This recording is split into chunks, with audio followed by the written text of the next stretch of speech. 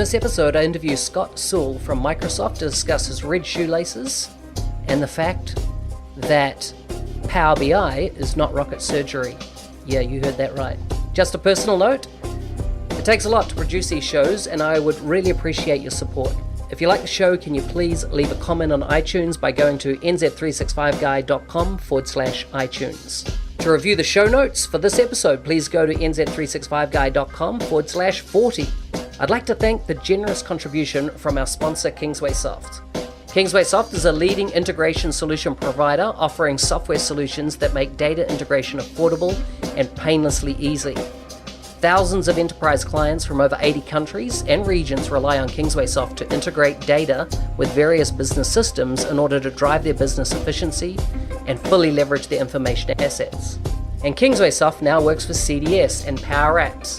Kingsway Soft is a leading provider of Microsoft Dynamics integration software, including Dynamics 365, CRM, AX, NAV, GP, SL, as well as many other applications.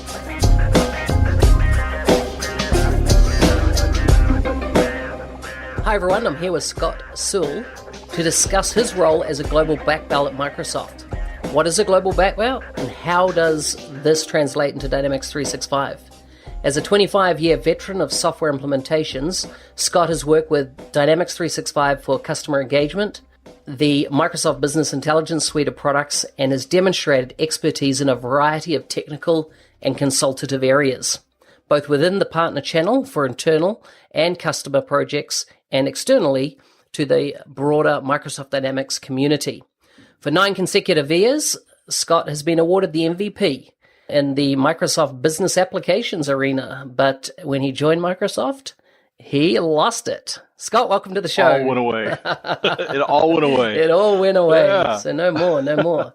Scott, it's been a long time happening. We've talked about doing this podcast for probably, 10 months even before you went into Microsoft, and I think so. Yeah, so finally it's happening, and I'm so excited. Yeah. I've really enjoyed hearing the conversations you've had with. I was listening to the one you had your most recent one with the training, and I learned so much about functional or availability things of training that's available from within my own company. It was really useful, and I've enjoyed the personalities that you've had. You've had a really nice cross section of people that I haven't heard from before, which I've really enjoyed. It's so good. I'm honored to be I'm honored to be on your list. It's good to have you on. I think, have I known you now for 9 years, maybe? No, 8 years? 8 years, I think it is. Yeah. Okay, so it was since the time you started as a MVP. Yeah, yeah. But that's part of the fun of that, being a part of that group, is that I feel like I really have good friends across, when I was in the partner channel, in competitors, literally around the world. And it's the camaraderie and also the mutual support and the enthusiasm for the whole platform is just contagious to me. And it's fun to be a part of something where you have other people of like mind that, everybody's rooting for everybody else's success in the whole process, which I always enjoyed. So yeah, it's been a part, and that was actually when I took the role with Microsoft. That was one of the little things like, I don't get to hang out with my friends as much now, but we do all get to catch up at the conferences, and so I guess we'll have one. We got some conferences coming up. Hopefully, we all see each other again at those. Mm-hmm. Are you going to the Serum UG Summit?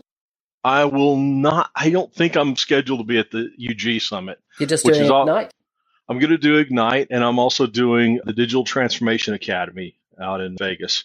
So I've got those two on my agenda. Gotcha. We'll have to say that this episode will actually publish after Ignite, so you would have done Ignite by the time this comes to air. So Ignite was wonderful. Yeah. Just hot and humid. Let's just say that. I know it was hot and humid, and there's probably thunderstorms at some point during the time in Orlando. Excellent. So about 8-9 months ago, you handed in your notice at Hitachi and joined Microsoft. And part of that process, as we've already said, when you go into Microsoft, you lose your MVP. That must have been a hard decision, or probably when I look at myself, I think that would be the hardest thing I would want to give up, going into Microsoft to lose my MVP. Yeah, and I think it's certainly not anything to do with losing a quote unquote title or losing a designation. It's really just the camaraderie of being a part of that The group. community. Yeah. The community. I've enjoyed over the years some of the mailing list and the email storms, and people getting fired up about different things, and but also the community, and like we've said before, just the mutual support and encouragement that we tend to have within the community, both within the MVP side and also a little broader community. But within that group, there was a certain amount of camaraderie, which I enjoyed. Yeah, exactly. So, exactly. Yeah. So how are you finding the change now at Microsoft? As a lot of people say, you're joining the mothership.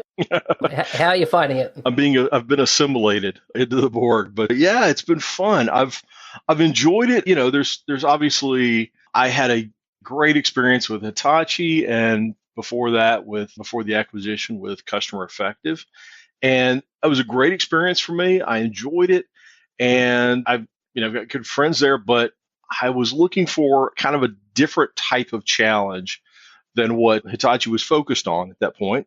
And it's been everything I had hoped for to be able to join into Microsoft. I've got one of the specific things that I think people will coach you on if you ever choose to investigate a role at Microsoft is be aware of who you're going to report to. And one of the things that sold me on this particular role in this particular time was the person I was going to be reporting to, Heather King King Hall. And she's fantastic, been in the channel in the space for a very long time, terrific manager. So that's been a great part of the process, is just who you get to surround yourself with. And the fun part is I now get to work with people that I worked with as both colleagues and as competitors. In fact, I was just working on a deal with a former competitor, but I knew how strong and how talented this person was, and I got to feed them additional help and cheer them on. So it's been good. I've enjoyed that. Fantastic. So just to clarify the listeners, that Heather Hall that he works for now is not the Heather Hall he used to work with. That's right. When he was at Customer Effective, who we've had on the show a couple of times. That's right. Different Heather Hall. But yeah, so it's been good. So tell me, just for the listeners that are kind of might not have seen you across the MVP community over the last period of time, tell us about yourself, your family, what you do kind of outside of work interest-wise, and then basically how you originally got into Dynamics. Sure. So I guess I don't know how far back I go. I was born at a very early age. I don't know whose line that was originally, but I was.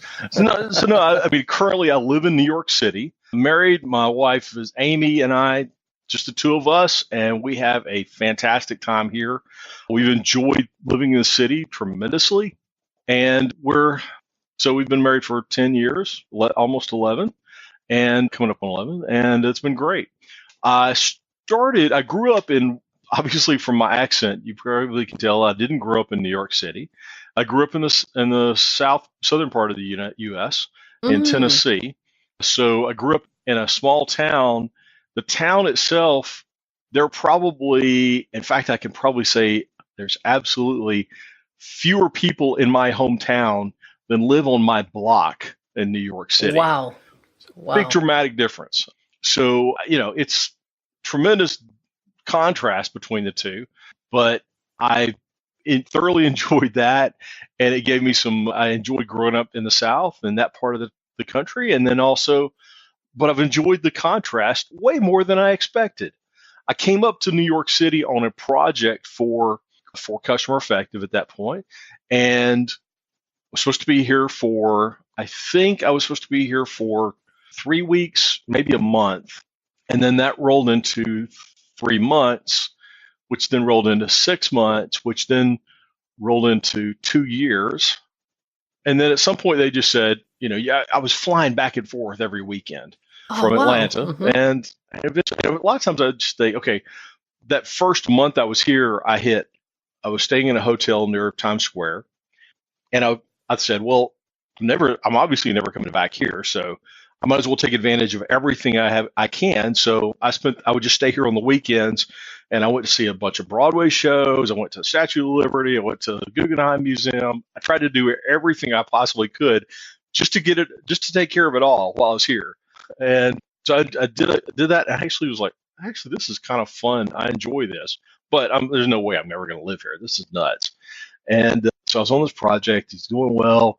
Wound up meeting Amy, and after meeting Amy, we'd been dating and we started planning to get married. And one of the conversations was, what happens when the end of this project comes up? Where do you live? And I wanted to eventually move back to Tennessee or South Carolina, and she wanted to live here in New York. So we compromised and lived in New York. So it's been great. It's been a tremendous experience. How I got into Dynamics was obviously by accident, I think, like everybody. I started with a company called Onyx out of Bellevue, and Onyx was run by, the South Carolina office was run by John Gravely, who I had known previously at a company in South Carolina. And so John had hired me at Onyx. We worked together for about 6-8 months. And then when 9/11 happened, the projects we were on all dried up. And so I was laid off. I'd been there less than a year. But so I went and did some independent consulting and some things along that line, different opportunities I had. But gradually then John left, and he and Jeremy, who was also at Onyx, they started C360 and invited me to come back and be a consultant for them. So I joined the two of them, and I was doing some CRM consulting, and I helped. The funny thing was, my first project was a CRM 1.0 to 1.1 upgrade for none other than Rhett Thompson, who then went on to start. Yeah, totally. Wow. I mean, talk about inbred, this whole organization. But I get to know Rhett through that process. And anyway, we went on, and eventually I moved on when John kind of went a different direction on terms of becoming more of a product organization, and I really wanted to stay on the consulting and services side. I then joined Customer Effective as their 6th or 7th employee, and had a good long run with them through the acquisition to Hitachi. And yeah, so it's been fun. I've enjoyed it very much, mostly because, early on with CRM, I had prior to that, I tried to, one crazy thing, I tried to build my own software for related to a casino application that I had thought of, and for maintenance, and I got into it. I realized how much I didn't know, and I realized how much there was a need for business software, but it was really hard to build unless you've got, mad development skills, which I don't. That's not me. And so I started this process, but as I got into it, I found out that, within CRM, even in the 1.0, 1.2 days, it could function as kind of sly sort of business application, even beyond just contacts and companies. You could start building these little things off the side when we eventually got the ability to create our own entities, which was revolutionary. Added new fields, and suddenly we were acting as a very rudimentary business application platform. That's the early days of XRM. And it was great because I felt like I could provide the value that, a development shop could do in some ways, in a very, in a restricted way, but I could provide some solutions to customers very quickly without them having to go through a huge cycle of, investing in a whole application.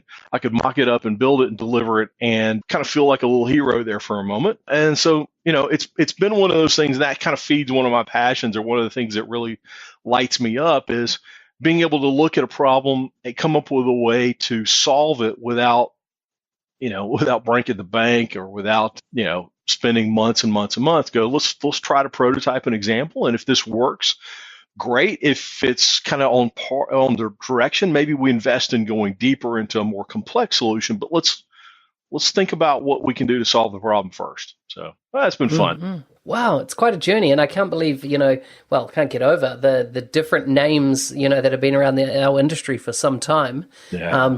How you were connected with them all. It's so cool. Yeah, it's been fun. So Red socks. I've seen a lot of photos with you in red socks. Oh, the red Yeah, shoelaces. the red shoelaces. That's what I'm thinking of. How did that come about? You know what? It was a random. I bought a pair of shoes and they had red laces in them, and whatever. It was they were. My wife thought they were sharp, and I thought, okay, yeah, I like them. So I picked them up and I got them. And I was at a customer site in Alabama, and the customer was, I mean, it was totally a nice customer, really great person. So we're having there, and he looked down and he sees the red laces on my shoes, and he goes, "So what do the red laces stand for? What do they mean?" I'm like, I'm thinking to myself, I don't know. They Yeah, came with the yeah. shoes. But in jest, I told him, I said, they mean I'm willing to spill blood for the success of this project. And he kind of looked at me, and I didn't crack a smile, and I thought, okay, he's either going to have me escorted out or we're going to have a successful Yeah. project. And fortunately, we had a successful project. So, but anyway, so I got beyond that. Joel started giving me grief. Joel Lindstrom started giving me grief about him. He kind of mocked me about him. So of course, I doubled down on him and bought a red shoelaces for other shoes. So anyway, that was the way that got started. So let's move on and discuss a bit around this global black belt title that you have. So, in martial arts, when we look at that, it's a sign of somebody that steadily increased through their belts and got to a certain level based on their knowledge and skill. What's a global black belt, and, what's involved in that role? Sure. First off, global black belt, I mean, it was incredibly impressive. My 7-year-old nephew, he was very excited about me being. He thought that meant I was something of a ninja, and I never corrected that. I never changed his mind. I figured I'm happy for my nephew to be impressed like that. Exactly. But really, global black belt, I think it started with a different product group, maybe exchange, and in the technical pre-sales portion of the process of the organization, there were a group of people that would talk to customers and work out through the questions of the technical details in the pre-sales process to let them know how they would address certain technical challenges and how they could apply different parts of the application to solve different parts of the customer's problem or whatever they were working with. And there were a handful of people that tended to have very specialized knowledge about certain areas. And it became a group that they referred to them as the black belts because they had this, sort of advanced, specialized, specific knowledge about this. It was beyond what the general technical sales professionals did for Excel. I mean, they all had, great diversified experience, but this group they had specialty experience. And they've sort of taken that model and moved it into other teams, and into the Dynamics team, they've added it as a group within the technical sales professionals. It is not a designation it's not a certification, it's not an award, it's not it's not a knighthood or some sort of honorary title. It's just a role that I'm in. Specifically around, it's kind of those, for instance, within the Dynamics side, we've got technical sales professionals out there that have really strong broad product knowledge and experience. And so during the sales process, they're working directly with the customer and helping them out with that. But as you know, Mark, there's no way everybody can know everything about every piece of Dynamics or the whole environment around it. So they've sort of partitioned off part of the team and said, okay, we want you to focus on the sales process and enablement things and knowing what all the ISVs have in this area. For instance, if you're in a sales time, they're going to know what territory alignment pieces and things that go outside of the CPQ type applications that might be added to it, or more advanced types of pieces you could add to Dynamics. In my area, in the customer service area, in general, we're focused on things that are more advanced, like call center applications, understanding telephony, understanding USD, understanding how this applies to both call centers and then more generally to the customer service workload. There's others that are focused on field service and others focused on project service, et cetera. So it's really a kind of a subspecialty area within the technical sales team. It's not it's as much as it would be fun. I'm letting my nephew think it's not an elitist sort of a thing.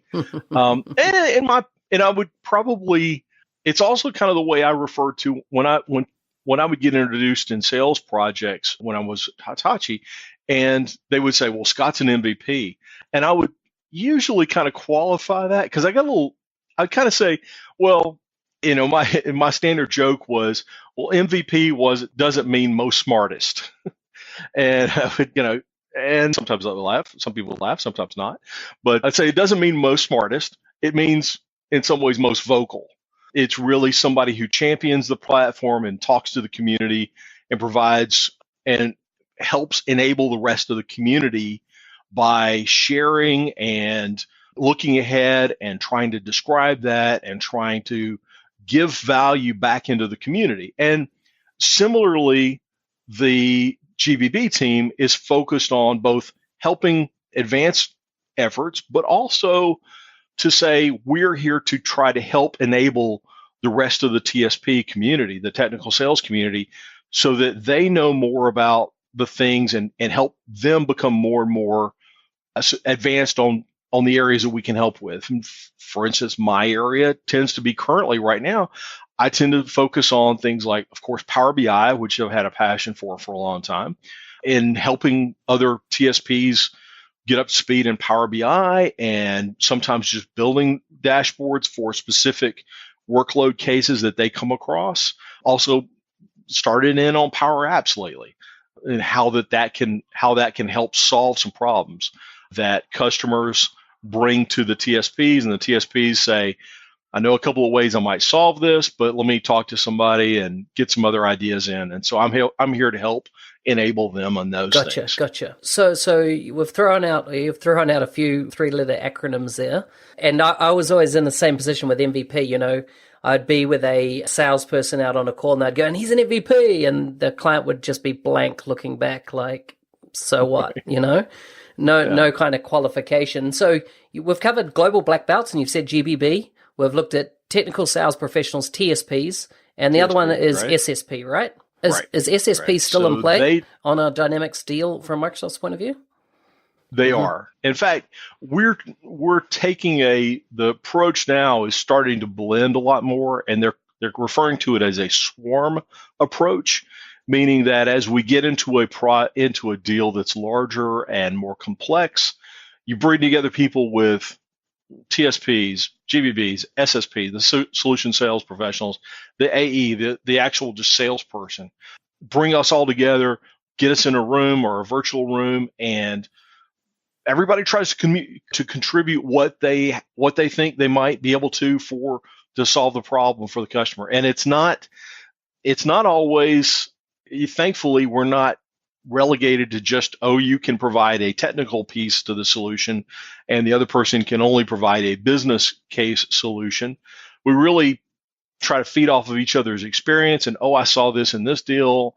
This might be useful to the customer, or can we expand the customer's vision for the solutions we can offer by sort of, challenging their assumptions. So it's not as hierarchical as maybe at one time it was, but it's been a fun process to be a part of the teams that I've been a part of. Most the people I've worked with have not been territorial or resistant to.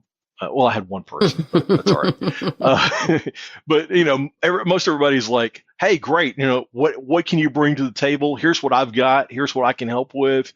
And so it's been fun. Yeah, interesting. As in, there's been this massive trend, in the last 5 or so years where a sales role is no longer limited to just one person, but it's really very much a team, as you say, a swarm approach to bringing in the expertise right across the organization, to lead to bear on opportunity development.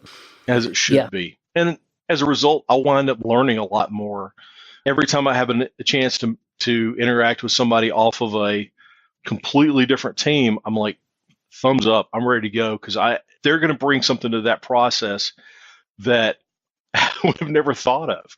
And as soon as I learn something new, I'm like, immediately that's going in my tool belt. I learned that one. I'm going to I'm going to reuse that. I'm going to claim it was my idea next time it comes around. Nice, nice. So, before going in and taking this role of the GBB role, you were much broader and, you're like what we talked about, you're across the entire thing. I know you'd got heavily into Power BI there, as well as, the rest of the dynamic stack, if you like, or the first party apps that we know of them now. Did you find that you went through a steep learning curve going into Microsoft more than, if you like, what you had been on for let's say, the last 2 years in your Dynamics career? I'd say the learning curve was really understanding the organization and, of course, acronyms. That was really the learning curve for me, and it continues. And learning this group focuses on this acronym references a group that's focused on an industry vertical, or this acronym references a group that's focused on a geographic region. This team has these goals, this team has this goal. So learning that and learning a little bit about different people's motivations in terms of, of course, everybody's going to be motivated to promote and deliver the software that they are charged with promoting and delivering, right? That's totally reasonable. Mm-hmm. But also understanding where they're coming from helps me better know, I'm not trying to force a square peg into a round hole when I'm asking them to participate in a project. I want to understand that what their motivation, what's useful to them, et cetera. So it's been good. That's part of the learning curve. The other learning curve has been just the way in which an organization as large as Microsoft operates is very different from an organization, like I said, when I went to work for C360, which was 3 of us, maybe 4 of us at one point, and then went to Customer Effective, which is 8, and then gradually into Hitachi, which, even though Hitachi's a ginormous organization, we were still in our territory, our patch. We were maybe 100 and 150, 200 people that I would have some sort of interaction with within the organization. But now into a global organization like Microsoft, there's differences in the way, just the structure, the infrastructure around it, and also I'm not going to call it, I don't want to sound like I'm disparaging it, but there is a lot of overhead red tape or whatnot that's involved. And I certainly don't want that to sound like I'm disparaging it, because I'm actually quite impressed with the efforts that Microsoft goes through on some things that when you're a team of 8 people, you sort of pay lip service to. But when you're an organization of 100,000, I don't know what the number. 130, I think. 130,000. Yeah. You have to be a lot more explicit and put a lot more effort into things like diversity, security, motivation, and clarity. You're just exposed to a lot more possibilities for misunderstanding if you're not very clear and vocal about that thing. So that's been an interesting process for me. I have to go through tons of watching these videos of little scenarios that play out, that people describe their various ethical scenarios, and little videos that describe, here's how you might approach this. Here's the resources if you need to know, if you find yourself in a situation like this, here's the group and within Microsoft you can reach out to that can help you with this, which I'm quite impressed with. I certainly didn't expect it. It's nice to be a part of an organization that is invested so heavily in the ethics and diversity and values that they espouse, are not just paid lip service. They put a lot of money into promoting those internally and ensuring that everybody understands, tries to get everybody on the same page. Yeah. I reckon that, Microsoft as a whole turned a corner back in Bill Gates' time when, they said we're going to make Windows the most secure operating system out there. Right. And, everything's going to come with security built in to start, not to turn it on later. And they've gone on that journey from there. And like any massive organization needs to have that kind of rigor and robustness in place. Otherwise, a decent legal suit would take them out. And, and now, not so much today, but, with the growth from that point on, they've, built us that solid base and integrity. I've always been blown away at the Microsoft partner conferences, just the level of integrity. The head of the legal counsel, when he speaks and stuff, Mm-hmm. it's phenomenal how they have their customers absolutely front and center, best interest, and the security around it. But anyhow, Doesn't mean we don't make Yeah, mistakes. But it doesn't mean, no, but there's a value to at least being constantly reminded of we want to participate in these opportunities in as ethical a manner as we can. Ethically, we want to hold ourselves to a higher standard than maybe an organization that doesn't have as much visibility on them would have. Exactly. Not to say that I'm not disparaging anybody's thing, but when you have that much visibility on you, you have to be absolutely dead certain that that everybody's marching to the same tune, and you're all know that you have to, if you get into things where you aren't experienced with it, the organization needs to make sure that individuals don't make mistakes that reflect on the organization. Yeah, exactly. So Exactly. It's been good. Good. Can you give us a breakdown of your responsibilities as, in your role? And I kind of want you to take a lens of about a month. So rather than go too granular, kind of, a month in the life of, your role. What does it include? What's it entail? Yeah. So first and foremost, our responsibility is to support the sales process so that as potential customers come through and are evaluating CRM, our Dynamics 365 platform, and the surrounding technologies, that as they're going through their evaluation process, that we're there to support the team that's working with the customer. That I'm not typically the front person in meeting with the customer and leading the effort. Sometimes I will be, but I'm not typically the one leading the effort to deliver that. But I am critically important to support the team and be a part of the team that delivers that value to the customer and says, hey, Mr. Customer or Mrs. Customer, here's how we understand your problem. Here's what we can do to help bring solutions to you and help you understand, help you solve the problems that you face, as well as maybe even look beyond those problems and look at other things within your organization that we might be able to solve with these same technologies. So that would be the first, the sales support of that is the kind of number one priority. The second priority under that would be, and it kind of falls in the behavior still happens at the same time. The second part would be enabling the rest of my team, either both the other GBBs as well as all TSPs, enabling them by teaching or sharing or building assets that can be shared with the rest of the team, doing little informal, webinars or jumping on conference calls and saying, by the way, here's a solution we built for this customer. Here's how we might be able to deliver that for other customers. So I'm doing a lot of that. Also doing that, of course, with the conference season. We had both this year. I've spoken at Ready, Ignite, the Digital Transformation Academy in Vegas. So I've got, quite a bit and also participated in the Business Application Summit but I didn't have a speaking role there. So anyway, it's a enablement kind of a role. Somewhere in there, those two items cover the bulk of what I'm focused on.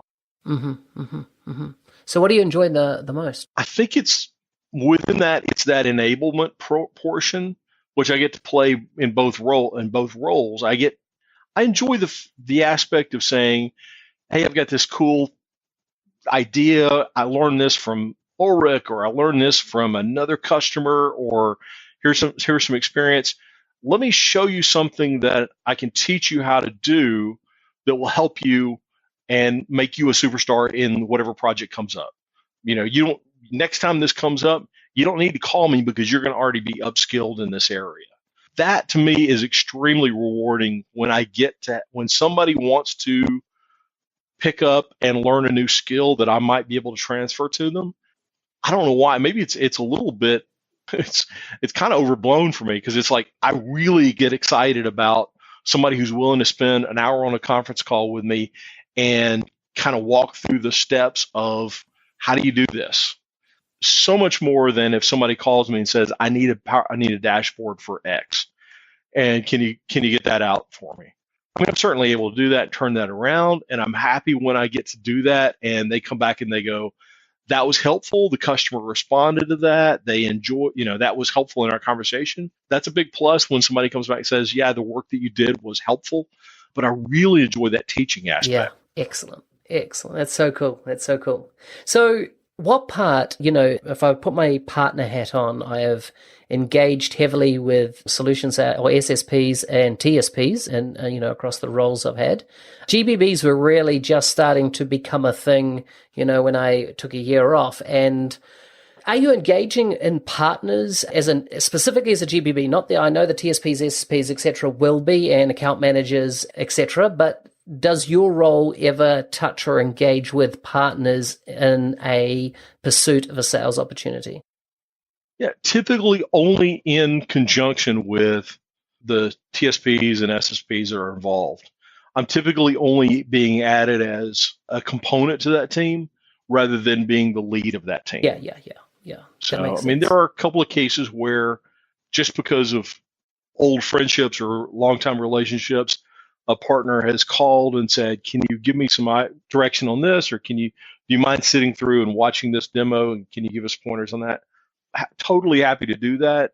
But that's more of a based on personal relationships than structure of the role.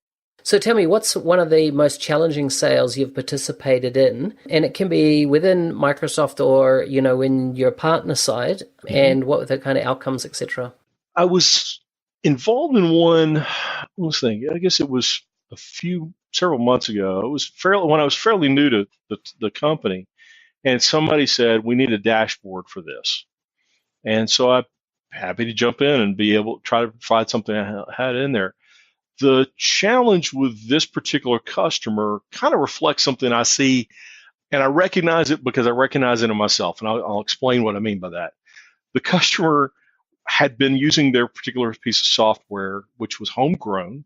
They built their own custom CRM/sales management process in their own application, and the application there's code in there that was 30 years old. Wow. Evolved over from I think an Access database originally, and it got upscaled a little bit, and then it was evolved into some Visual Basic and ASP, and it just kept, and it turned into this Frankenstein that literally only a handful of people could manage. And those people said, they just didn't want to do anything to it because it was like, if I touch it, it's going to break. But the person that had run the organization, sort of played the role of a product owner. If you think about Scrum perspective, they played the product owner role, was totally enthusiastic, extremely excited about how this tool had continued to evolve, and it had so many features added to it, and look at all the things it can do. And this is how I use it every day. I use this, and I use this, and I everything this. There was a bit of myopic perspective on that. And this is where I recognize my own perspective too sometimes. There's a bit of myopic perspective on it in that they had made this thing so complicated and so quote unquote functional that it had become unusable for anyone that didn't have 30 years of experience with it. Wow. And so what happened is gradually, and this is a type of role, a type of organization where you see very high turnover. And so within an organization where you have super high turnover, fewer and fewer people actually bothered to learn anything other than the first two screens of the application and said, forget it, I'm not going any further than just what I have to do. It was for a call center, wasn't it? Well, it wasn't. It was a sales organization. Wow. Because, man, what you just described is I've been on a similar project, and it was a call center with the most Frankenstein-y system that built as at acquired companies. And what you were describing was like, my gosh, it could have been the same customer, just the other part of the world. The funny thing is these are tragically not unique type of situations. But the truth is, it was hard to work with this person who was so personally invested in this software because they saw how it was their baby. And you don't want to step in and say your baby's ugly, right? You don't Yeah, want to do that. exactly. You want to go, wow, I see how much this has enabled what you're doing. How about if we maybe provide a simpler path that allows more people to take advantage of a tool that can solve problems, as opposed to it being something that's really only the top most elite. Yeah, you have to kind of put it in you have to flatter them a bit, because they've put a ton of work into this. But you want to say, only, this right now, only the most elite of the elite are able to use this to its full value. What if we made something that maybe has 100% of the most valuable aspects of it, but is easier to use? And so it was a bit of a challenge in that process. And I was working with an SSP who was just phenomenal at navigating that with the customer.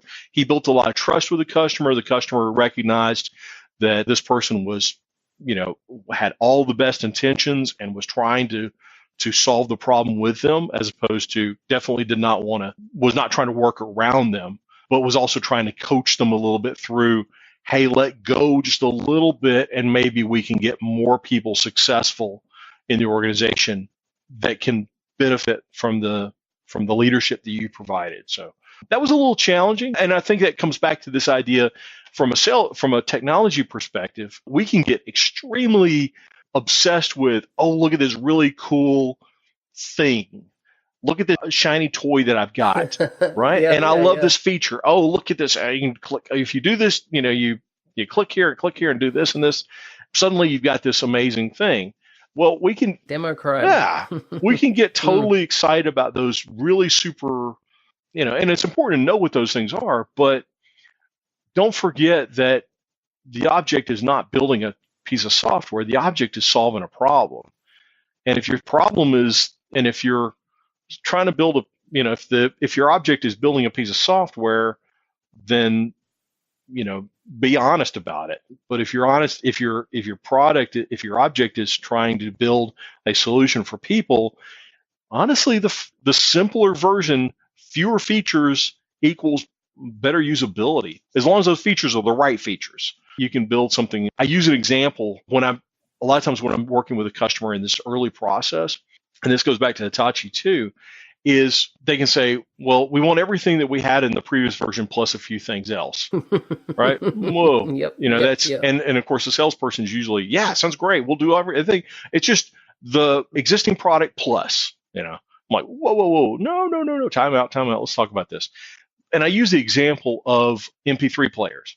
And you and I are old enough to remember when MP3 players came on the market for the first time. And when they first came on the market, one of the first MP3 players that I had was Diamond Rio, not to be confused with the music, the band, but it was a Diamond MP3 player that came in a variety of colors. It had all these buttons on it, could record. It had a radio in it, and had number of the really complex, very huge number of features available to it for the time. It was crazy, very much driven by an engineering perspective.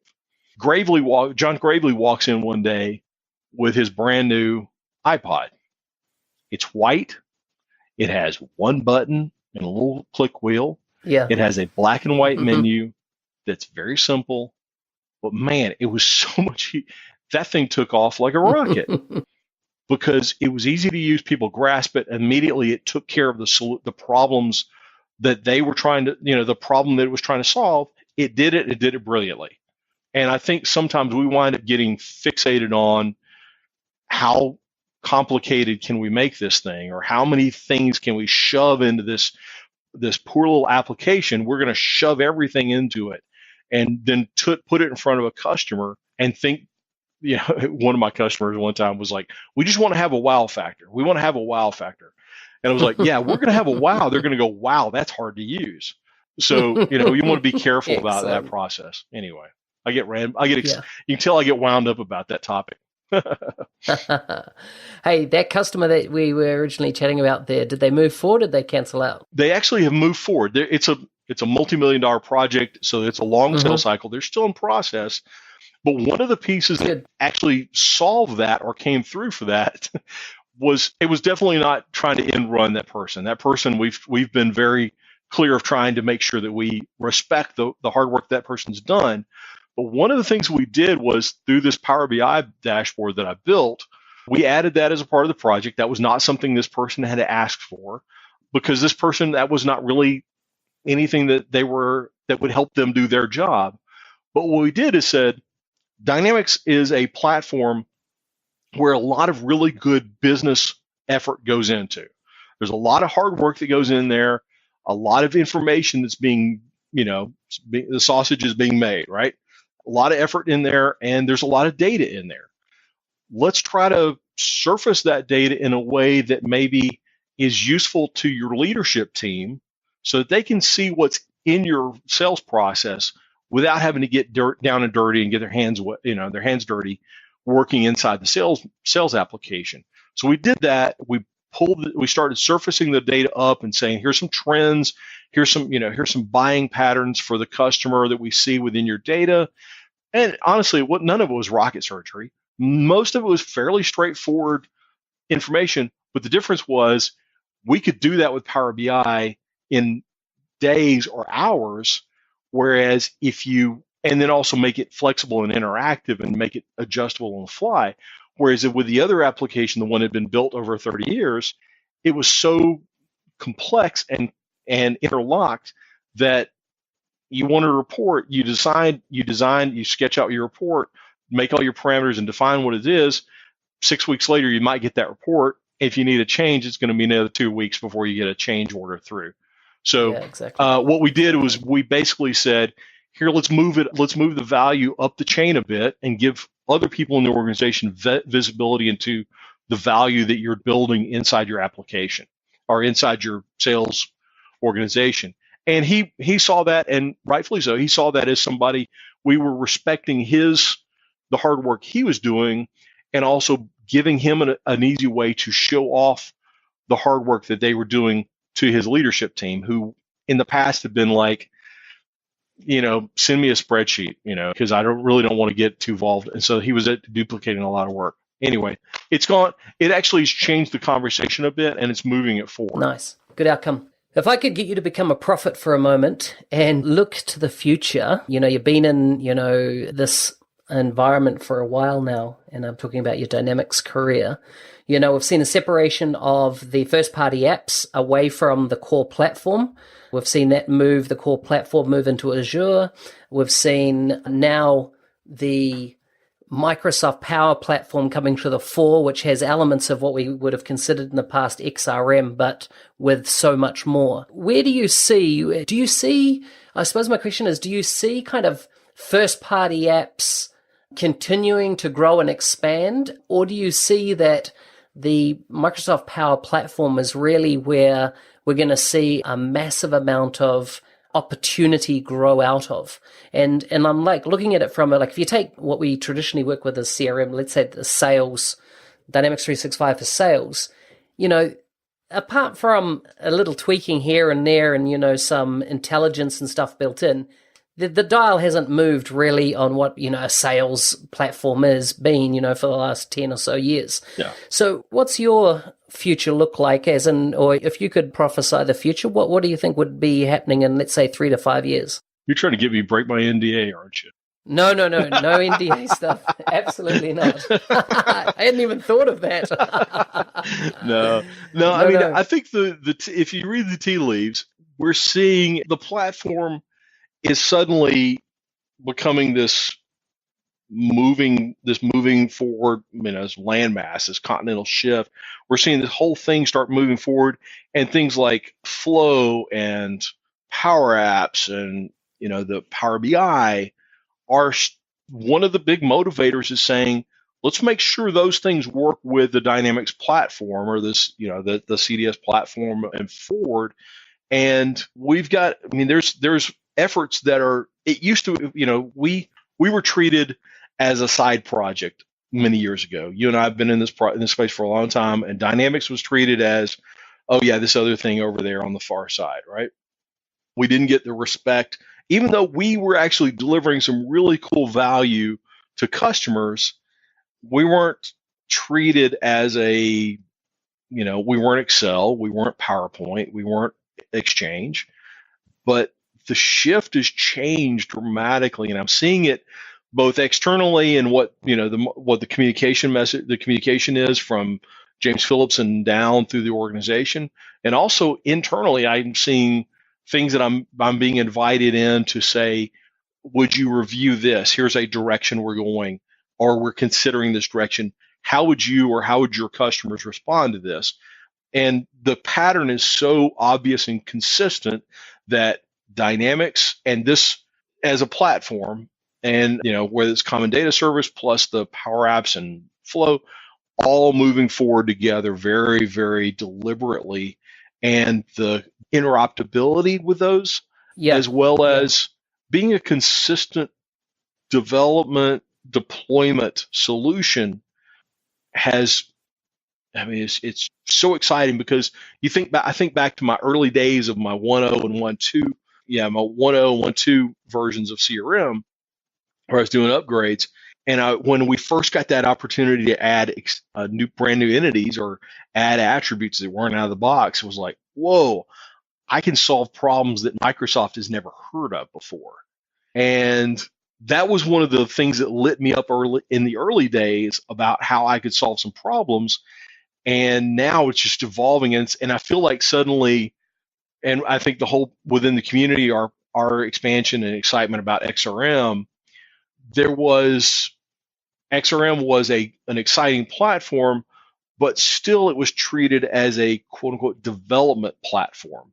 So that the expectation was, I'm happy for you to have some forms over data. That's cute. I'm glad you can do that.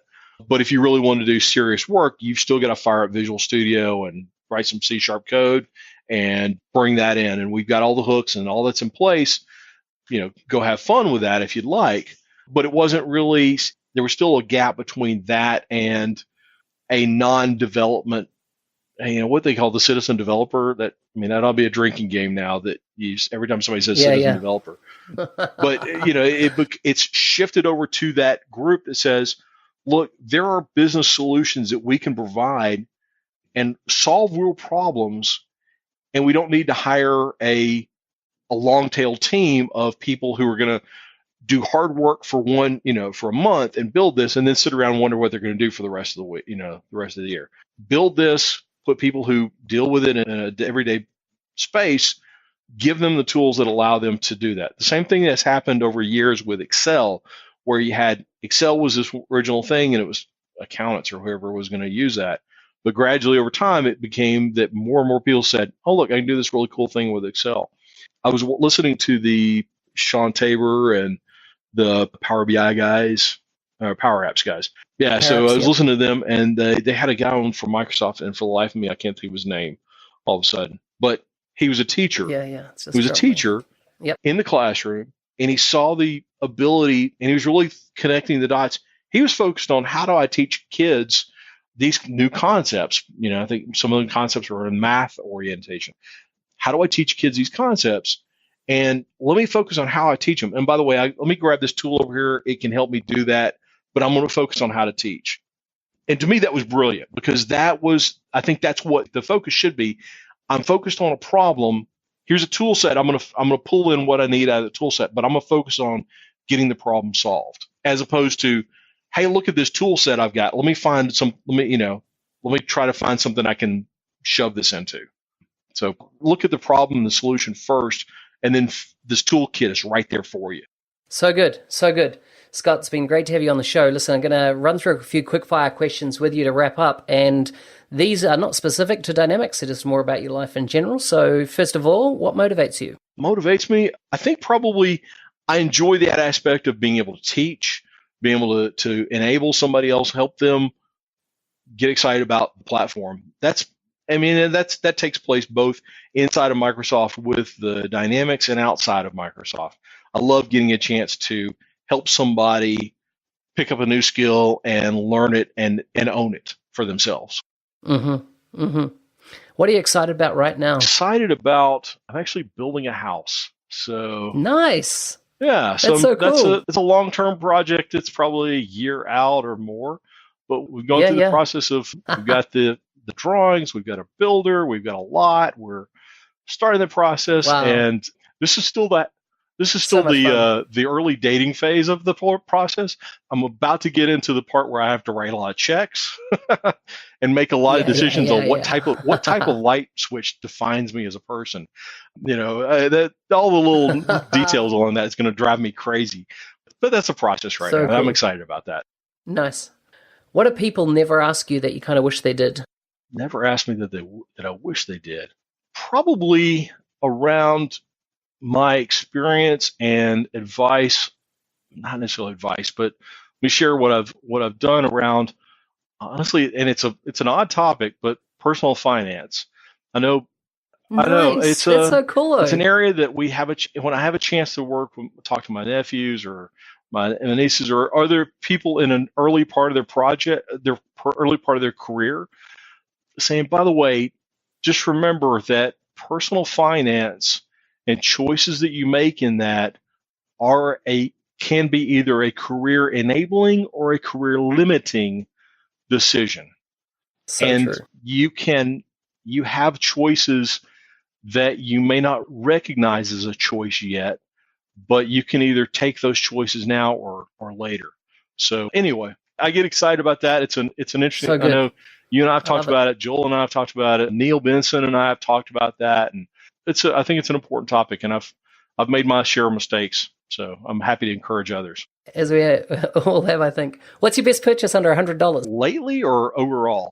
overall? The best, Oh, like, yeah, wow. I probably it may even be under $10.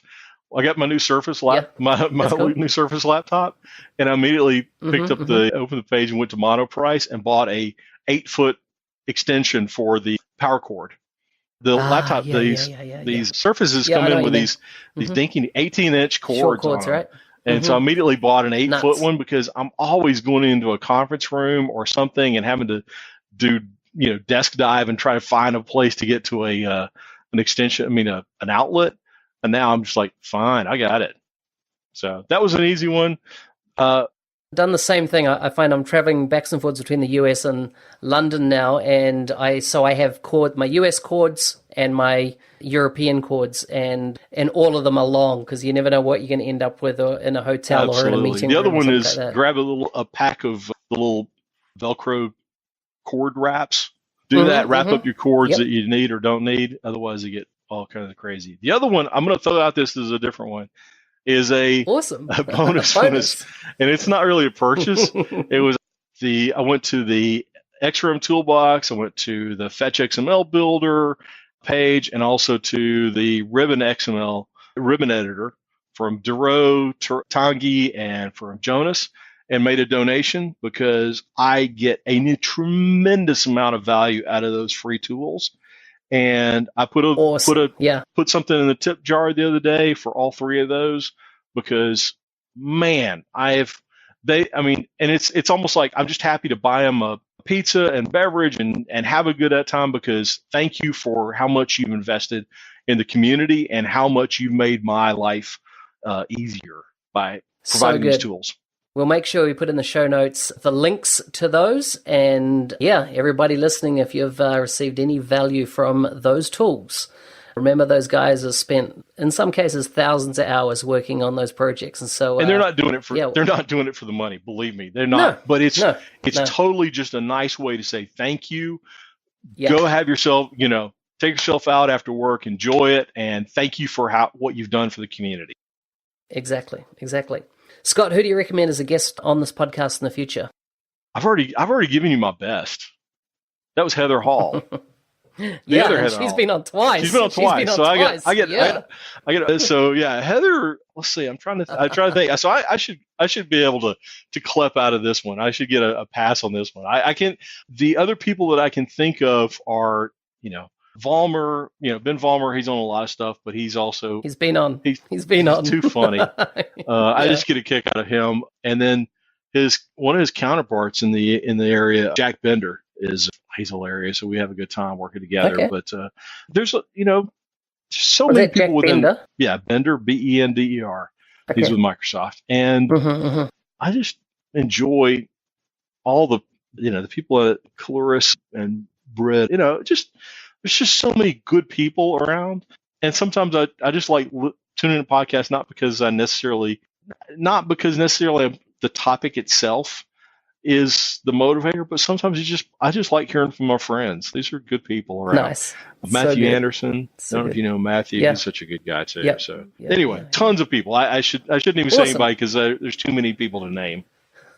Anyway, most of the ones that you have named, I've had them on the show. It's all good, but not Jack, and I actually haven't had Anderson on either. So Scott, it's been great to have you on the show. Absolute pleasure. Before you go, if people want to follow you or catch up with you online, where can they find you? First one would be Twitter, which is at Scott Sewell, SCOTTSEWELL, and then also on LinkedIn. And anyway, so I'm available, but I'm around.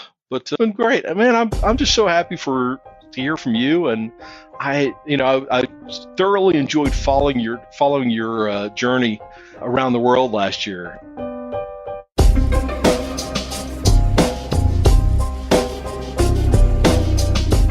You've been listening to the Dynamics 365 show. Please consider subscribing to the feed on any great podcast player. Your host was Business Applications MVP Mark Smith, otherwise known as the NZ365 Guy. For show notes or to discuss anything covered on this show, please go to nz365guy.com/40. Talk soon.